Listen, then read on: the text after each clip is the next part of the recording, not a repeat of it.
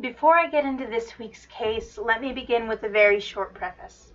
I'm in the midst of moving right now, so I am horribly behind in responding to comments and the like. To my new subscribers and commenters, I see you, I am aware of you, and thank you from the bottom of my heart for joining me on my channel. Unfortunately, my mind is going in about 50 different places at once right now. We'll be back on track soon. Without further delay, I present to you the missing persons incident of David Crabtree of Locust Grove, Oklahoma. It can be difficult to pin down why some missing persons cases attract more attention than others. There are some easy answers. Doe Network, for instance, is run by volunteers, and it takes unpaid man-hours for the numerous incidents of unidentified and missing people to be entered. But then there are the much larger organizations that receive much more funding, such as the National Center for Missing and Exploited Children, or the U.S. Department of Justice's National Missing and Unidentified Persons System, commonly known as NAMUS, though both have a wide volunteer network. They have a wider reach and more money, yet there are still situations that fall through the cracks. Such is the case with David Allen Crabtree. David was a runaway, it's true, but there are many runaways who are swiftly entered into these databases. He was last seen at his home in Locust Grove, Oklahoma on April 9, 2000, yet was not entered into NAMUS until January 1, 2018, nearly 18 years after he was last seen. I have found a report claiming as late as December 2017 he hadn't even been entered into the National Center for Missing and Exploited Children. It seems as though it was his family searching through social media that brought his case to the public eye.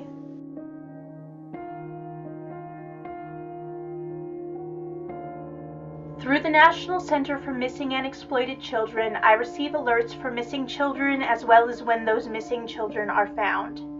The idea here is that I can print out and distribute those posters for missing children in my area.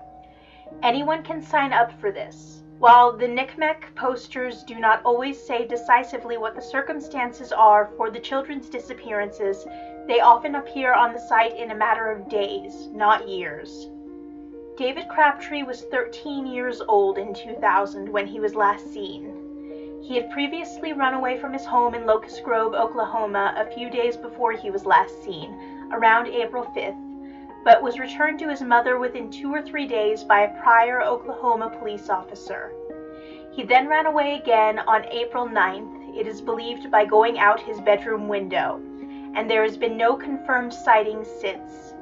There have been rumors of sightings in Tahlequah, Kenwood, and Pryor, Oklahoma, but none of them have been confirmed. Since David was 13 when he left home, he presumably left either in the company of someone of driving age, used some form of mass transportation, or hitchhiked.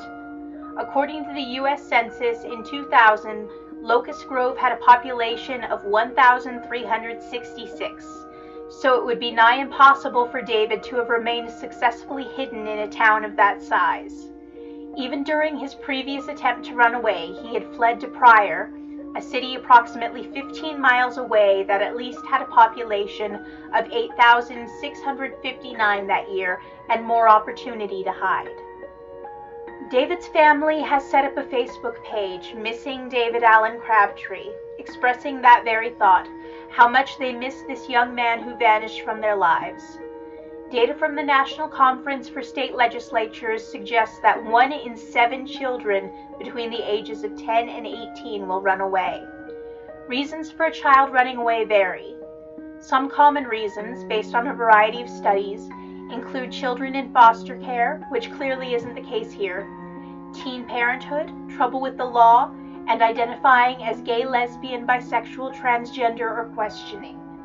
Other reasons, though there is, I must add, nothing I know of to suggest this is the case in this situation, include family issues such as interpersonal relations, abuse, neglect, mental health disorders of a family member, substance abuse or addiction of a family member, or because the family simply can't afford to care for them. While it is possible that there was some sort of schism in David's family that prompted his attempted and then successful runaway, it's obvious by their attempts to find him that the family at least have put any such thing, if there was such a thing, in the past. I highly doubt there was any kind of physical or sexual abuse or substance abuse, because David could have reported that to the police officer who first returned him to his mother's care. Plus, the police officer might have seen something amiss when he returned David, even if David was afraid to report something. And again, the family is actively seeking him. The other children, I know there is at least one brother, and one report suggests there is also a sister, are adults by this time, but they have never, to my knowledge, come forward with information that would suggest anything like that. My point with that lengthy diatribe is that there are a number of reasons why David might have run away, but the truth is we don't know why he did. Until he comes forward, we never will. Indeed, it could be something else entirely. By 2000, there was internet access in abundance, and he could have been unknowingly in touch with a child predator, if we must think the very worst.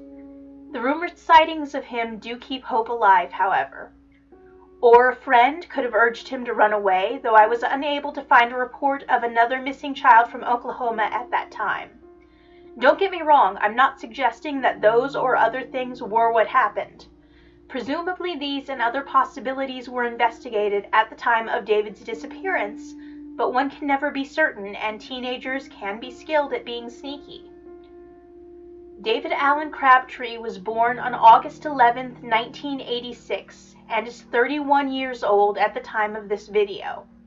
He was last seen on April 9, 2000 at age 13 in Locust Grove, Oklahoma.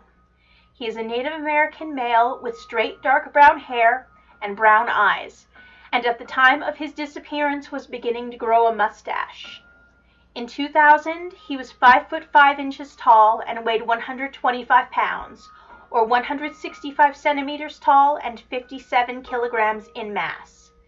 David has a scar on the top of the front center of his head and a scar on his eyebrow believed to be the right. At some point, he had received an injury to his clavicle. This past year, NCMEC has provided an age progression for what David might look like today in 2018 at age 31. Though neither dental information nor fingerprints are available, DNA samples have been submitted.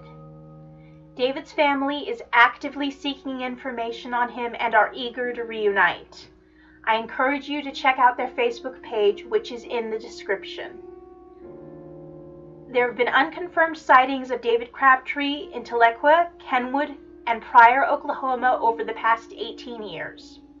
If you have any information to offer regarding the disappearance or current location of David Allen Crabtree, please contact your local authorities or the Locust Grove Police Department at 918-479-8121, referencing case number 2018-0008. Please bear in mind that these are real stories about real people and treat them with the respect they and their families deserve.